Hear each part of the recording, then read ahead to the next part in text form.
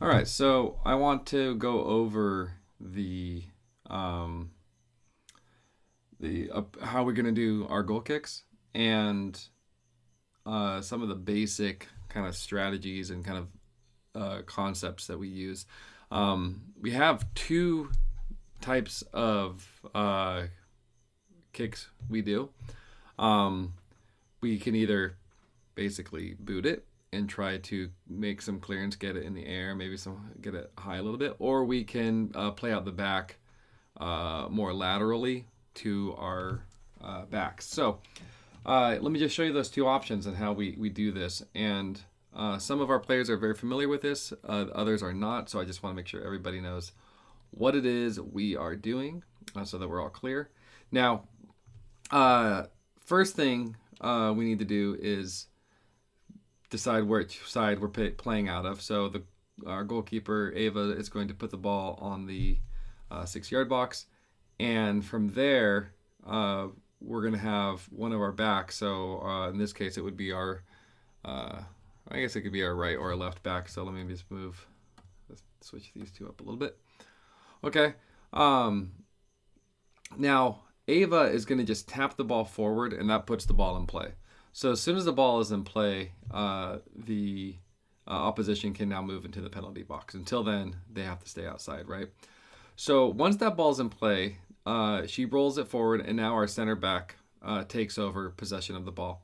Now that center back may take a few touches of dribbling before they make their pass, and the reason we do that is we want to invite pressure in. So if they're not going to if the striker or their players don't just start immediately rushing in on our center back, we actually want that center back to take a few touches, because once they bite and once they start moving and once they start to pressure in, that now opens up lanes to other players that weren't available up before.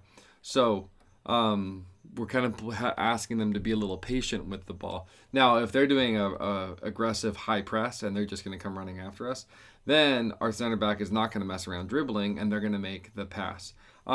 So what pass do they want to make? Well, there's a few options there, and I'll talk about each one of those. One of them, of course, is just play it out wide to our right back. Now, once our right back gets the ball, we want the same idea. You dribble with the ball, invite pressure, and once the pressure begins to move, that should open up passing lanes to other players. So it's always going to be kind of the same idea, right? I receive a ball, I look for where I want to go with it. I have to see what the opposition is doing. Are they pressuring me? If not, don't make the pass, because you might as well just take the free space. Think of we're basically trying to march down this field, and if they're just going to give us a few feet here, take it. Now we've just moved the ball down. We've done our job. We've moved our ball down the field.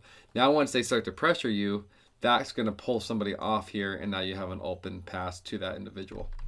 Okay, so that's option number one, is to play out wide. Now, when that player starts to dribble the ball, we want some movement to happen within our midfield.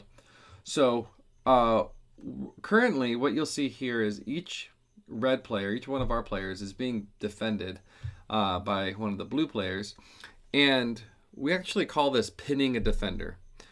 So what we're doing is we're standing in positions on the field that make a defender come close to us and stand in front of us. If this player were to move this way, that chances are that defender is going to move with them. So we basically pinned them, meaning wherever we go, they go. So we don't want to pin a defender in a condensed space, right? That would make no sense to start there. Now everybody's close and tight together. So instead, what we want to draw them out wide, create pockets of space within here, and then here's what happens. As soon as the ball is touched, our players begin to move. So the winger can check into this space here, right? The 6 is going to go out into this direction, right? And the 10 is going to move over here. Okay, so they've all kind of, in a way, sort of switched positions. Now, what does that do? Well, when the 6 moves out here, the 8 is like, oh, I better follow this person. Well, that's now just created an extra amount of space here. Now our 11, if we're hanging out in the blind spot of the 7's not going to pick up our run. So you're going to check into this space, and that pass is going to go straight to you, right? Now, I think after last night's drills, you understand that if the 11 is coming and running and checking in, they're facing negatively, right? They're at a negative back towards our own goal position. So the most easiest, either you got to turn and open up and receive the ball on your outside foot and then drive forward. Or if you're actually receiving here and you feel the pressure of this player right here, the next step would be then to back pass to your right back. And then you can make sort of a give and go. So like a 1-2 that way. So just think about once you do get into that space and receive the pass, you will have two options, three options, I suppose, to really deal with it. But I think the two options have to be I'm either going to bounce pass back or I'm going to drive the ball forward.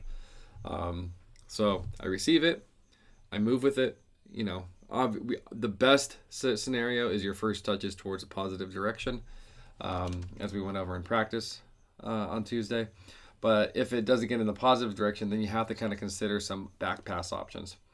All right, so yeah, so each one of these players was able to move, starting with pinning their defender, and then as they moved, other players, it created open spaces. So we might have our back we might not have the goalie touch it. We might have the back raise their hand, and when they drop their hand, that's the signal for all these players to move into these different positions. And then that player can play the ball based on however the defenders move or the attackers move. They can play here, or even out here, and then we resume our attack, right? If none of those options become available, then we still play out wide to our right back. All right, so that's sort of the overall overview of the positions there. Now, if it's on the left-hand side of the field, it's just going to be reverse, right? So let's just go ahead and bring our players over here. We have our center back. This will probably be the same player, so our center backs will have to kind of switch positions momentarily. So we might send our 4 over here to sort of protect the goal. We'll maybe have our backs out wide here and there.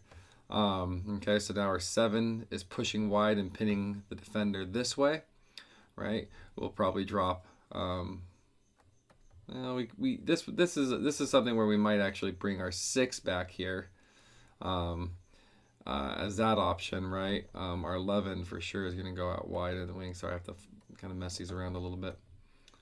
Okay, so here we have our 11 is out here.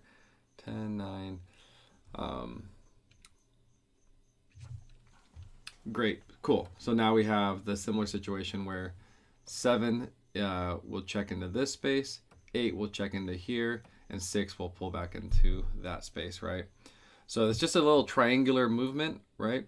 And it should pull those pin defenders with you. And this ball now can go into any of those spaces. Or over here to our left back. And then our left back obviously would play forward to our winger, and then our winger has the option to, depending on how they're being defended, they may bounce it right back to there and then make a run forward, so we get a nice 1-2. The other thing I think that's really important in all this is for our left back. So when we're playing out the back, once that ball is played here, let's say we get it out to our wing and our winger is able to shake the defense and kind of just move the ball here. This player needs to immediately start to follow and join part of that attack. There's a lot of moments where that player needs you as an option, right? So now this 11 is giving chase. This 7, our winger might need to just put on the brakes, and you're here just in case the back pass, and then we can maybe switch the field. Maybe it ends up being a situation where it goes back to the left back, and then left back is able to do a through ball into our striker. So there's a lot of options there, but we need that left back to really join the attack. Don't just, think, okay, I've gotten the ball out the back, I've passed it upward, I'm just going to chill here and watch what happens and cheer my team on. No, you are constantly engaged. You're always coming up here. Now, as we're attacking from the left side, of course, now our backs need to kind of take in their position. So we're going to be shifting all of our defenders a little bit more left, and they're all going to come up the field. All right. All right, so here 4, our 5, and then our 2 here. So we're kind of giving some balance and support to our attack. If the ball were to switch over to this side, say to our 11, now the 2 is going to support our 11 in the attack, and then our 5, 4, and our left back are supporting and bringing up the line here. Cool. All right, so that goes over kind of our goal kicks. We will practice this in practice, but I think it's good for you guys to understand some of the key concepts about pinning defenders, movement of the ball, and how we want to draw movement from the other team before we commit to where we're going to pass. Right? We want to, let them move so that then it opens up space, and now we go, oh, they just left Addy alone in the wing. I'm going to pass to Addy, or I don't know, maybe Bella, or who might be in the middle, maybe Eileen, or somebody's in the middle, Olivia, and they've just been rendered open because of this movement that we've created. So yeah, it's a lot of fun actually to just dribble a ball and watch the other team react to what you're doing, because they can't help themselves. I promise you, they're going to want to come and get you. They won't be able to hold their ground, and they're going to leave somebody exposed for an open pass, and we're able to move down the field. All right, that was this little quick session on playing out the back on our goal kicks. So I hope you enjoyed it, and we'll see you at practice.